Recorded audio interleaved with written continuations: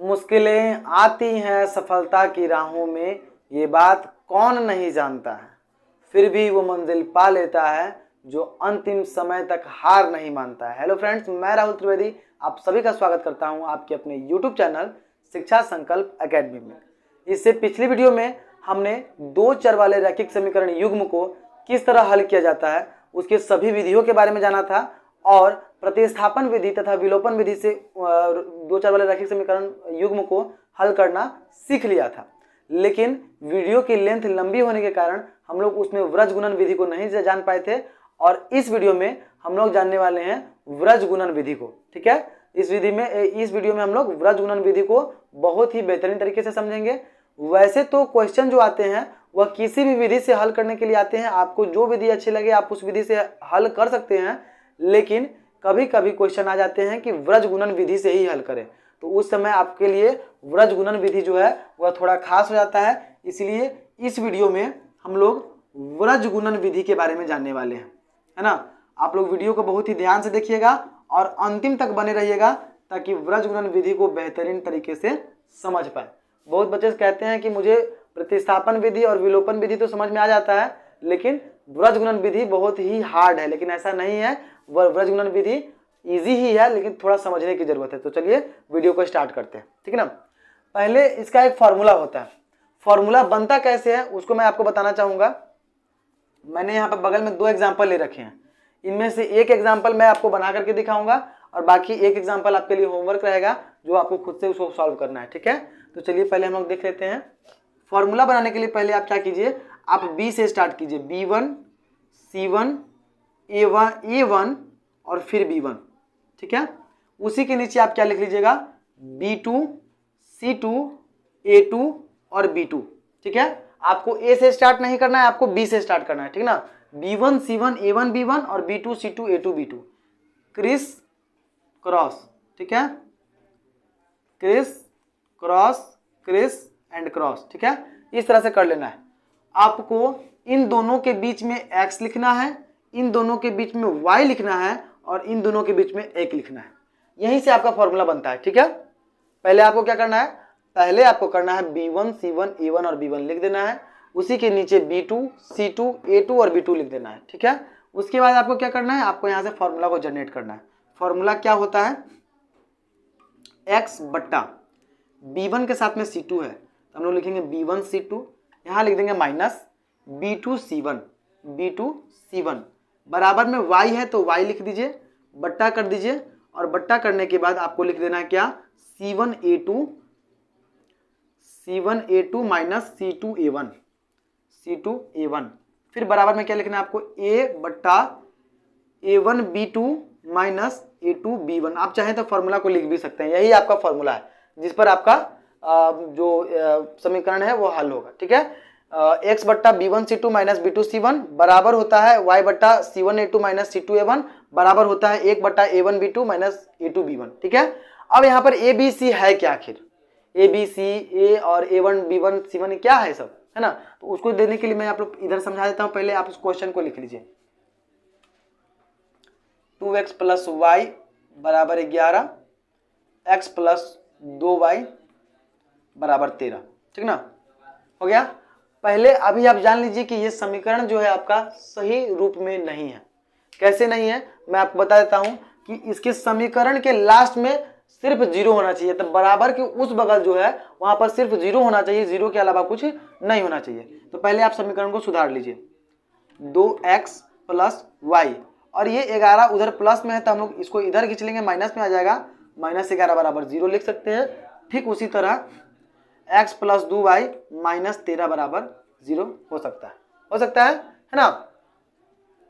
अब देखिए A1 B1 C1 की, तो मैं आपको बताता चलूं कि आपने ये A1 B1 C1 जाना है मेरी पिछली वीडियो में, जो इससे पहली वाली वीडियो थी जो हमने उसको शर्त दो चार वाले रैखिक समीकरण युग्म के जो ऑब्जेक्टिव थे उसके लिए जो मैंने वीडियो बनाई थी उसमें मैंने बताया है। अगर आपने वो वीडियो नहीं देखा है तो प्लीज़ जाइए और वहाँ से जाकर के देख लीजिए ताकि आपको समझ में आएगा।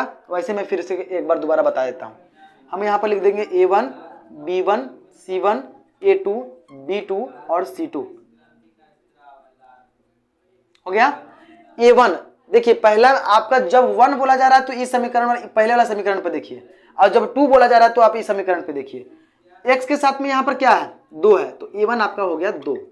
y के साथ में यहाँ पर क्या है सर कुछ नहीं है, और जहां कुछ नहीं होता है वहां पर 1 होता है, ठीक है। और c के जगह पर क्या है, तो c के जगह पर -11 है, यानी a1 आपका 2 हो गया, b1 आपका 1 हो गया, और c1 हो गया -11। ठीक उसी तरह a2 के जगह पर क्या है यहाँ पर, तो a2 की जगह पर कुछ नहीं है तो हम लोग इसको 1 ले लेंगे। b2 की जगह पर यहाँ पर क्या है, तो 2 हो गया, और c2 की जगह पर यहाँ पे आपको होगा -13। ये रहा आपका रॉ मटेरियल, यानी आप यहाँ से जो डाटा मिला हुआ है आपको, वो आप उसको इसमें पुट करके आप उसकी वैल्यू को निकाल सकते हैं, आप समीकरण को हल कर सकते हैं, ठीक है। a1 b1 c1 a2 b2 c2। अब यहाँ पर कर दीजिए बराबर, ऐसे लिख दीजिए x बट्टा b1 c2। देखिए b1 की जगह पर क्या दिया हुआ है 1 दिया हुआ है, और c2 की जगह पर क्या दिया हुआ है -13 दिया हुआ है, -13 से गुना कीजिए, फिर यहाँ माइनस आता है माइनस लिखिए। b2 की जगह पर आपको क्या दिया हुआ है 2, और c1 के क्या जगह दिया हुआ है तो -11, ठीक है, हो गया।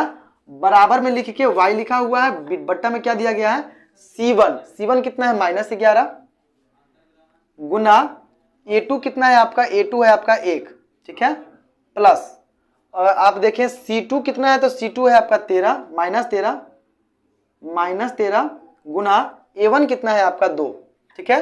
बराबर में 1 आकर के लिख करके आपको a1 b2 लिखना है। a1 की जगह पर आपका 2 है, और b2 की जगह पर आपका है 2, माइनस a2 की जगह पर आपका है 1, और b1 की जगह पर आपका है 1, ठीक है। यहाँ तो कोई दिक्कत नहीं। अब थोड़ा सा हम लोग इसी को आगे बढ़ाएंगे, बस यहाँ से कैलकुलेशन का काम है, जोड़ घटाव गुणा भाग। जिस बच्चे का कैलकुलेशन टाइट है उसको वृत्त गुणन विधि में कोई प्रॉब्लम नहीं होने वाली है इस फॉर्मूला को याद करने के बाद, लेकिन जिसका कैलकुलेशन थोड़ा सा वीक है उसको थोड़ी प्रॉब्लम होगी, वो पहले अपने कैलकुलेशन को टाइट कर ले, जोड़ घटाव गुणा भाग को टाइट कर ले, ठीक है। x बट्टा 1 में अगर हम 13 से गुना करेंगे तो -13, माइनस 2 में 11 से गुणा करेंगे तो -22 हो जाएगा, ठीक है। बराबर लिख दीजिए y बराबर 11 एकम -11 प्लस 13 दूना -26, ठीक है।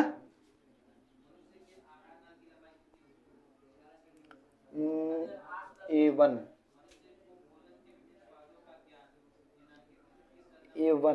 2, ठीक है, बराबर में 1 बट्टा 4 -1 हो गया।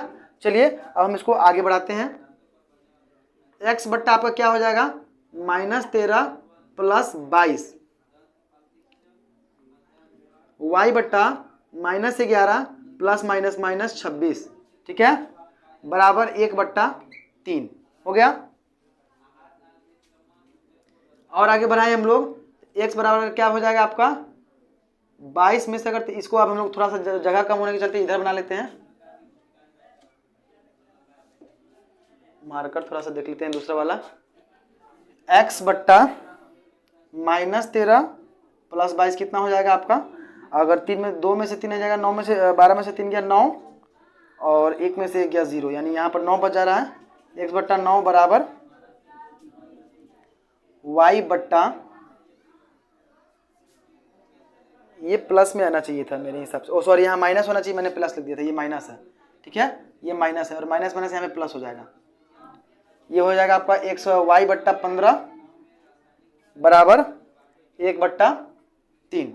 अब यहाँ पर आपको इसको हल करने पर हमने यहाँ तक हम पहुँच चुके हैं, है ना। फॉर्मूला को थोड़ा ध्यान से देख लीजिए, यहाँ तक एक बार और समझ लीजिए। पहले हमने यहाँ से फॉर्मूला बनाया, फॉर्मूला के बाद a1 b1 c1 निकाला, फिर सब जगह पुट किया, उसके बाद हम लोग वैल्यू को यहाँ तक पहुँचा चुके हैं, ठीक है, वैल्यू को हम लोग यहाँ तक पहुँचा चुके हैं, अंत में इतना आया। अब यहाँ पर देख रहे हैं आप x है, y है, 1 है, ठीक ना। आप इसको ऐसे बीच से डिवाइड कर दीजिए, उधर लिख दीजिए x बट्टा 9 बराबर 1 बट्टा 3, फिर इधर y वाला संख्या को लिख दीजिए y बट्टा 15 बराबर 1 बट्टा 3, ठीक है, हो गया, कोई दिक्कत नहीं। अब यहाँ से आपको इसको सॉल्व कर लेना है, यहाँ से आपको सॉल्व कर लेना है इसको, इधर से x निकल जाएगा आपका, इधर से y निकल जाएगा, ठीक है। देख लीजिए आपको क्या करना है, तिरछी गुणन करना है। 3 में x से गुना करेंगे 3x, और 9 में 1 से गुना करेंगे तो 9, ठीक है, x बराबर 9, और उधर का 3 अगर इधर आ जाए बट्टा में तो काट देंगे, x बराबर हमारा कितना निकल गया, x बराबर हमारा निकल गया 3, और उसी तरह हम लोग y बट्टा 15 को बराबर में 1/3 करेंगे। तो ये तो पहले से ही था, तिरछी गुणन कर लीजिए। 3 में y से गुना कीजिए 3y, और 15 में 1 से गुना कीजिए 15, तिरछी गुणन कर रहे हैं। 15 3 उधर गुना में है तो इधर भाग में आ गया, काट देने पर y बराबर 5 निकला। ठीक है, x बराबर 3 y बराबर 5, x बराबर 3 y बराबर 5 है ना। अतः x बराबर 3 और y बराबर 5 निकला। ठीक है, अब फिर से एक बार थोड़ा सा समझ लीजिए आप इसको। आपका ये समीकरण था, हमने व्रजगुणन विधि से पहले क्या किया, b1 c1 a1 b1 लिख दिया, फिर उसी के नीचे b2 c2 a2 b2 लिख दिया। उसके बाद हमने क्या किया, हमने इसके बीच में x y और फिर 1 लिख दिया। उसके बाद इसी के रूप में हम लोग यहाँ पे नीचे उतारे हैं x बट्टा b1 c2 b2 c1, बीच में माइनस होना चाहिए, फिर y c1 a2 c2 a1, फिर उसके बाद 1 बट्टा a1 b2 और a2 b1 सब माइनस में है। फिर हमने क्या किया, समीकरण को सुधारा, a1 b1 c1 a2 b2 c2 निकाला और उसको यहाँ पर रख के सॉल्व कर लिया। हमारा x का वैल्यू 3 निकला, y की वैल्यू 5 निकला। अब उम्मीद करता हूं कि आपको व्रजगुणन विधि समझ में आ गया है, ठीक ना। अब आपने 2 चर वाले रैखिक समीकरण को हल करने के 3 विधि, प्रतिस्थापन विधि, विलोपन विधि और साथ साथ में व्रजगुणन विधि को सीख लिया है। आपको जिस विधि से अच्छा लगे उससे ज्यादा प्रैक्टिस कीजिए, अपने प्रैक्टिस को मजबूत रखिए और अपने बोर्ड एग्जाम में अधिक से अधिक अंक प्राप्त कीजिए। ठीक है, इसी तरह हमारे वीडियोस पे बने रहिए और अगर हमारा वीडियो अच्छा लगा तो लाइक करिए, अपने दोस्तों में शेयर करिए और अगर चैनल पे पहली बार आए तो सब्सक्राइब करना मत भूलिएगा। तब तक के लिए जय हिंद, जय भारत।